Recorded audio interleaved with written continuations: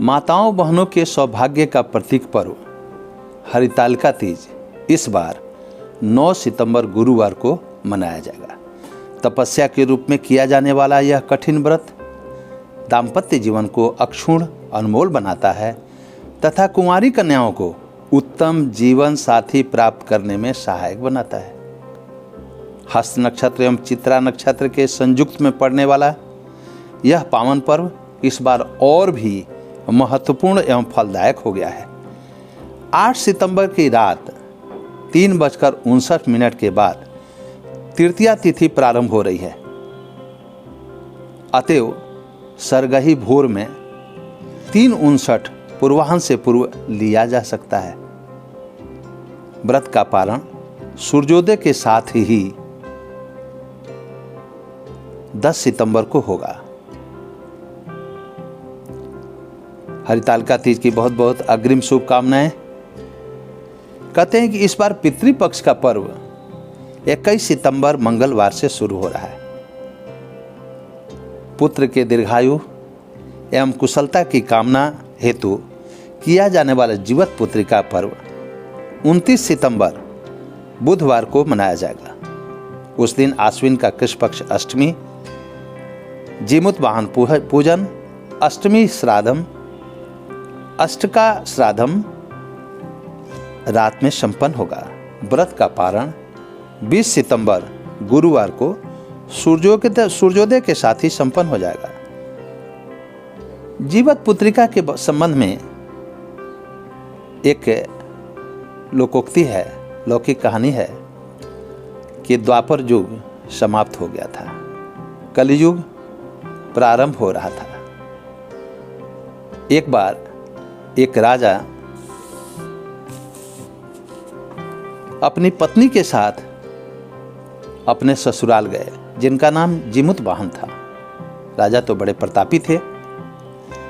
ससुराल में उनका मन लग गया और रहने लगे।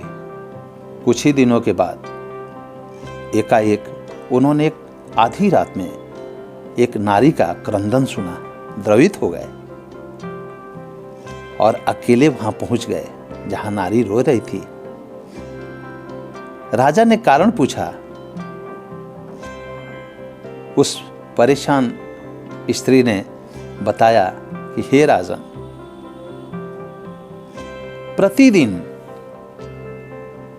एक गरुड़ पक्षी आते हैं जो बालकों को खा जाते हैं। आज मेरे ही बच्चे का नंबर था।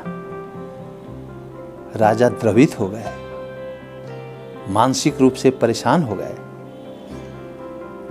उन्होंने सारी कहानी गरुड़ के बारे में जानी। बताया, हे माता, आप शांत हो जाइए, हम इसका कारण ढूंढेंगे और आपकी समस्याओं का हल करेंगे। दूसरे दिन राजा स्वयं उस स्थान पर पहुंच गए जहां गरुड़ बालकों को खाते थे। गरुड़ जी पहले से उपस्थित थे। राजा को देखते ही राजा पर टूट पड़े।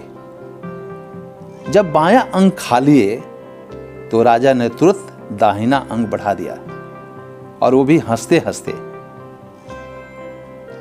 गरुड़ जी सोचने लगे कि बे ये साधारण मानव नहीं लग रहा है। यहां तो जिन बालकों को खाते हैं वो रोते रहते हैं। ये तो हंसते हुए दाहिना अंग भी दे दिया।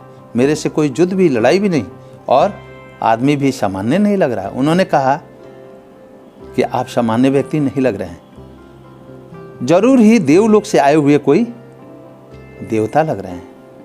राजा ने बताया कि हे गरुड़ जी, हमारा नाम जीमूत वाहन है और हम देवलोक से नहीं आए हैं, इसी लोक से हैं। आप बालकों को खाते हैं, मेरा ही 1 दिन 2 दिन जितना दिन में आपका पेट भरे खाइए, आप संतुष्ट हो जाइए। गरुड़ जी ने कहा कि नहीं, आपके समर्पण से हम बहुत खुश हुए। अब आप कोई वरदान मांग सकते हैं। राजा ने कहा, हे गरुड़ जी, अगर आप प्रसन्न ही हैं तो एक वरदान दीजिए, जितने बालकों को आप खाए हैं सभी जीवित हो जाएं,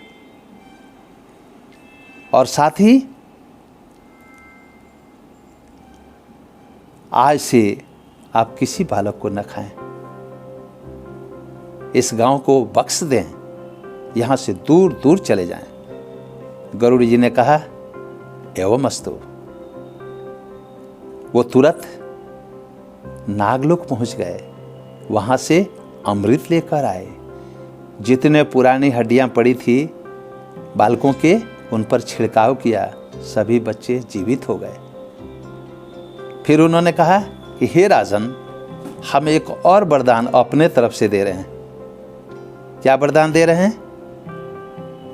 कि आज सप्तमी उपरांत अष्टमी तिथि है, आश्विन महीना कृष्ण पक्ष में सप्तमी उपरांत अष्टमी तिथि है।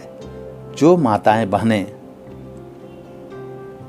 इस दिन उपवास रखेंगी, व्रत का पालन करेंगी, उनके बच्चे दीर्घायु होंगे, साथ ही उनके घर में सौभाग्य बना रहेगा। राजा बहुत ही खुश हुए, दोनों वरदान पाकर नतमस्तक हो गए और गरुड़ जी को बहुत बहुत आभार प्रकट किया।